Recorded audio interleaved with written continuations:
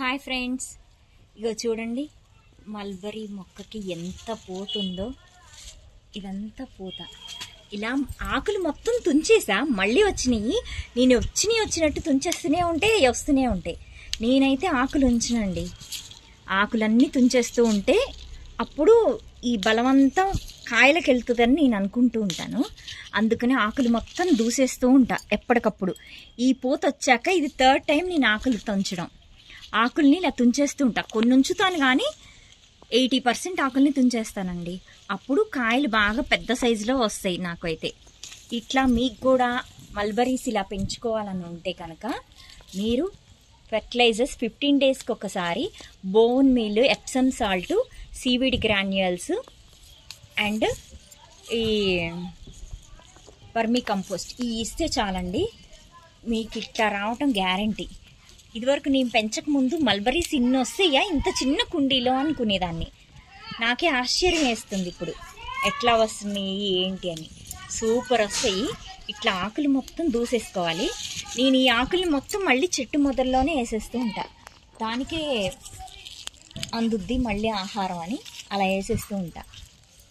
ఆకులు ఇంత పెద్దగా అయ్యేదాకా ఉంచనండి. ఇవి చూడండి, ఇంత పెద్దగా అయితే ఇదే ఆకులు మొత్తం ఎనర్జీ మొత్తం తీసేసుకుంటూ ఉంటాయి.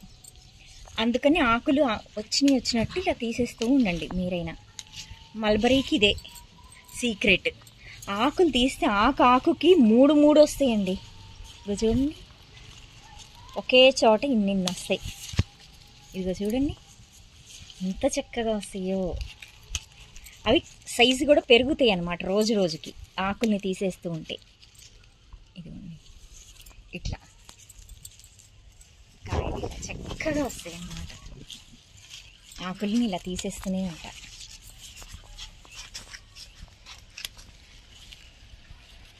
అన్ని కొమ్మకి ఇది బరువు ఎక్కిపోయి కింద కుంగిపోతాయి. ఇదిగోండి ఇట్లా ఆకుల్ని తీసేస్తూ ఉండాలి.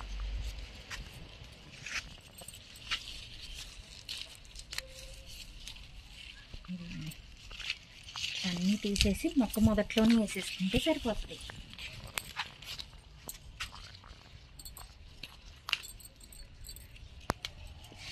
ఈ కాయలు కూడా చాలా బాగుంటాయి, తీయగా ఉంటాయి.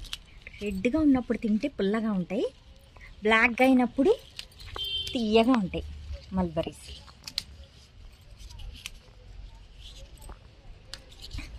ఆకులన్నీ ఇలా తీసేసుకోవాలి. Okay friends, bye.